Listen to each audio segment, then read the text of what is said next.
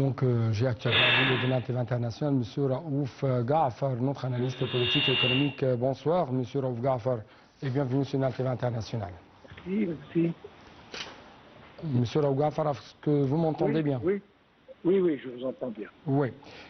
Donc, M. Raouf Gaafar, on trouve qu'il y a de plus en plus des mouvements égyptiens au niveau régional, au niveau international, afin d'apaiser la situation. Bien sûr, la situation dans la bande de Gaza.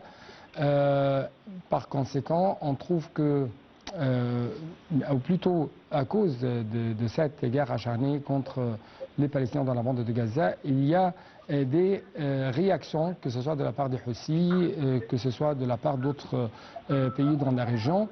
Mais justement, on trouve que l'Égypte essaie d'apaiser toutes les parties afin d'arriver à une sorte de coopération mutuelle, afin d'arriver à une circulation maritime de plus en plus paisible, que ce soit dans les pays Golfe, le détroit de Bab el-Mandab ou le détroit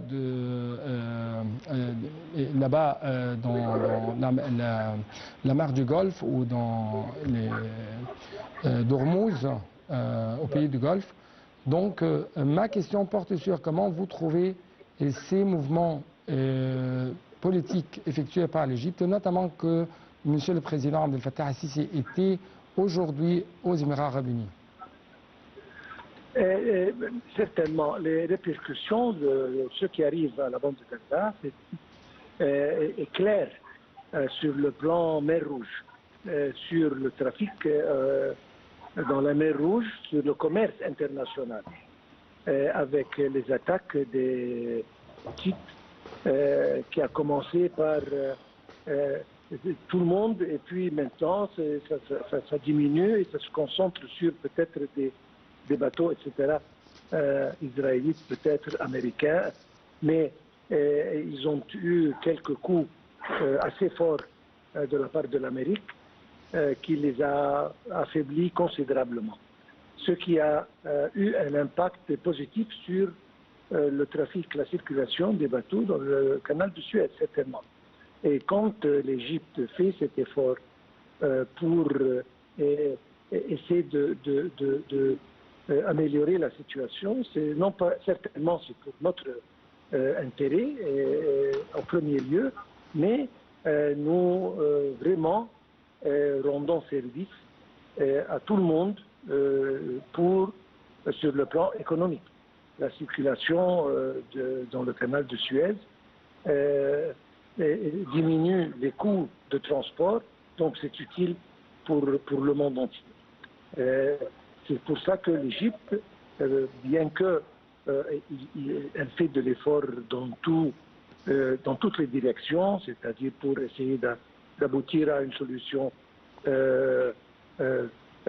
terminale, à une solution qui soit juste entre les deux forces, que Hamas et les Israélites, d'un côté, sur le plan aide humanitaire, et assurer le transport de ces aides et l'entrée de ces aides dans la bande de Gaza, offrir des aides santé pour les blessés, etc., dans les hôpitaux égyptiens. En plus, justement, les efforts prennent une direction économique et commerciale pour justement assurer un passage sain, un passage sécurisé dans le canal de Suez.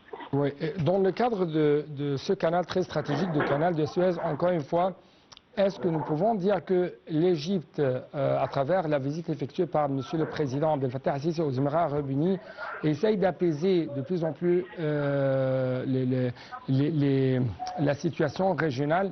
Je parle de ça parce qu'il y a presque moins de 24 heures, ou 30, moins quand même de 36 heures, si je peux dire, il y avait une rencontre très importante entre M. le Président Abdel Fattah al-Sisi et le ministre iranien des Affaires étrangères. Donc, à quel point nous pouvons dire que l'Égypte essaye de rapprocher les points de vue des différents pays de la région afin d'arriver à une sorte d'apaisement, une sorte de stabilisation, après ça une sorte de coopération mutuelle pour les intérêts de tout le monde, y compris l'Égypte, y compris le canal de Suez. Absolument. Le président, depuis qu'il a pris le pouvoir, c'est un homme de paix, c'est un homme pacifique et il veut que la paix règne dans la région. Certainement, avec le problème présent du conflit palestino-israélien, ça a augmenté, mais justement, la menace que, je dis franchement, que l'Occident, l'Amérique en particulier, voulait nous montrer qu'il y a une grande menace qui vient en provenance de l'Iran envers les Émirats, envers l'Arabie saoudite, etc., en offrant des aides politiques, etc., ici et là. Ce qui n'est pas exactement vrai.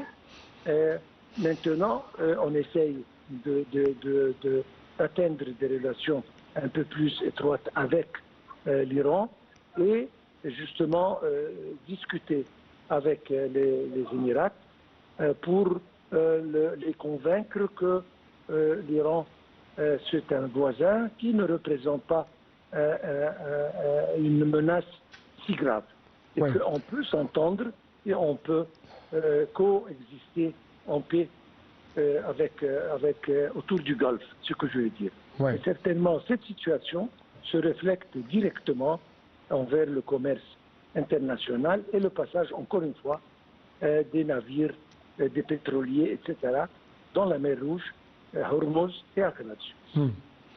Merci beaucoup pour de tels éclaircissements de votre part concernant, si je peux dire, cette situation géopolitique, stratégique concernant bien sûr le canal de Suez et les autres efforts déployés par l'Égypte, que ce soit au niveau du ministère des Affaires étrangères, quand même au niveau du président Abdel Fattah el-Sisi, à travers que ce soit ses visites ou ses rencontres avec les différents dirigeants de cette région du Proche-Orient. Donc, chers téléspectateurs, l'Égypte essaye par d'autres moyens de rendre la zone économique du canal de Suez en tant qu'un des projets les plus ambitieux sur la terre égyptienne. Cette zone économique du canal de Suez est conçue pour stimuler la croissance économique et pour attirer les investissements étrangers. Donc, plus d'explications dans ce reportage de Salam Marabi.